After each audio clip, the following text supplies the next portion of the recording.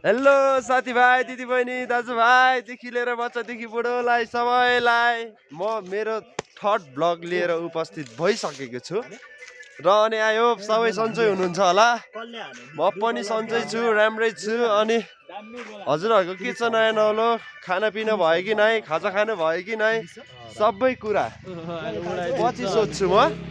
र अहिले हामी गइरहेछौँ जङ्गलको बाटो होइन, थाहा छैन कस्तो हुने हो। अब हामी जे होस् आधी उधी पुग्नलाई। आज म्याच चाहिँ चलिरहेछ तर हेर्नै मन लागिरहेको छैन, पत्तुरहरूको म्याच आइरहेछ हो, त्यही भएर मलाई चाहिँ हेर्न मन लागेको छैन। त्यही भएर म चाहिँ म्याच छोडेर हिँडेको जङ्गलतिर, जङ्गल डुलेर अब म वरदान माग्ने छु भने जस्तै हो।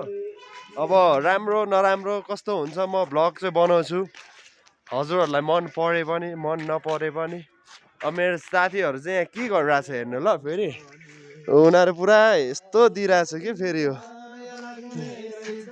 उनीहरू गीतको आफ्नै पारामा हिँडिरहेछ, म पनि आफ्नै पारामा हजुरहरूसँग बोल्दै होइन। अब म अलि अगाडि जानुपर्ने भयो, तिनीहरूले डिस्टर्ब गर्यो मलाई, त्यही भएर अहिले अलि चिसो छ हो, त्यही भएर स्यास्या भएर हिँड्न नि सकेको छैन। अनि मैले तपाईँहरूलाई अस्ति नै भनिसकेको थिएँ सिक्किमको रोड हेर्नु न, म सुत्दिन्छु होला यहाँनिर, यस्तो दामी छ परसम्म। अनि खासै योपालि बोल्ने शब्दहरूदेखि लिएर होइन केही आएको त छैन मलाई, भयो भने यसो हुन्छ नि बोलिदिउँ, 2-4वटा कुराहरू राखिदिउँ। म धेरै लामो त बनाउनु चाहन्छु, लामै बनाउनु चाहन्छु, तर अपलोड गर्नै आएन मलाई कि नमिलेको हो कि होइन। अस्तिको पल्ट 7 मिनटको गरेको थिएँ, त्योभन्दा सेकेन्डको 12 मिनटको भएछ, तर त्यो भ्लग हाल्न मिलेन, त्यही भएर यो गरेर राखिरहेको छु मैले, पछि अब केही फ्री टाइममा हाल्छु भनेर होइन। अनि के छ हजुरहरूको नयाँ नौलो यसो कमेन्टमा बताइदिनु होला। अनि र हामी पनि अहिले पसल जान लागेको, माथि अलि टाढै छ पसल पनि। अनि खासै भन्नै पर्दा चाहिँ हाम्रो हिजो सन्डे छुट्टी थियो होइन, मतलब छुट्टी के अब जहिले छुट्टी नै हो, छुट्टी त भयो नि आफ्नो तर्फबाट चाहिँ सन्डे छुट्टी थियो, त्यही भएर सन्डे हामीले रैला पार्टी हान्यो, भ्लग बनाएर पठाउन मिलेन, भ्लग बनाउन पनि मिलेन। र अर्को कुरो म्याच हेर्ने यहाँ कहाँ टाढादेखि आइरहेछन् म्याच हेर्नुलाई। आज सेमी फाइनल हुँदैछ, हिजो क्वार्टर फाइनल भयो, अब फाइनल भोलि हुन्छ होला। त्यहाँबाट फेरि डाइरेक्ट एक फाइनल हो कि के हुन्छ, 5 तारिकसम्म हुन्छ अरे भन्छ। अब खासै थाहा छैन मलाई के हुन्छ, राम्रो केटीहरू आइरहेछ झन्, मलाई त लाज लाग्छ फेरि भ्लग बनाउनलाई नै। खासै अब हुन्छ नि यहाँको वातावरण चाहिँ एकदम बवाल छ है, जङ्गल छ चारैतिर है।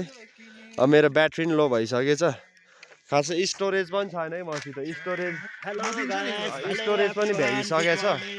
अनि फेरि धेरै भिडियोहरू स्टकमा राखिसकेँ क्या मैले बनाएर, अनि त्यही भएर खै स्टोरेज नपुग्यो कि थोत्रो फोनमा।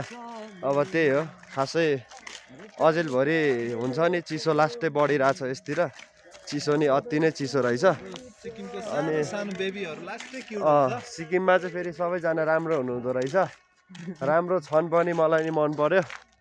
अनि खासै हुन्छ नि यहाँ चाहिँ अब केटै मात्रै बढी छन्, केटीको जनसङ्ख्या कम छ होइन, केटीको जनसङ्ख्या कम भएर पनि अब केही छैन। अब यहाँ सिक्किममा आएपछि अब भिडियोहरू भ्लगहरू बनाउने धेरै सोचेको थिएँ, भने जस्तो भएको छैन, तर सोच्नुहुन्छ होला अब एउटा भ्लग पछि आएन किन अर्को भनेर। मेरो हल्का प्रब्लमले गर्दा मैले खिच्दै राख्दै गरिरहेको छु भ्लगहरू, अब किनभने मैले अपलोड गर्नै मिलिरहेको छैन, अब ब्यान्ड भइरहेछ मैले अपलोड गर्ने होइन।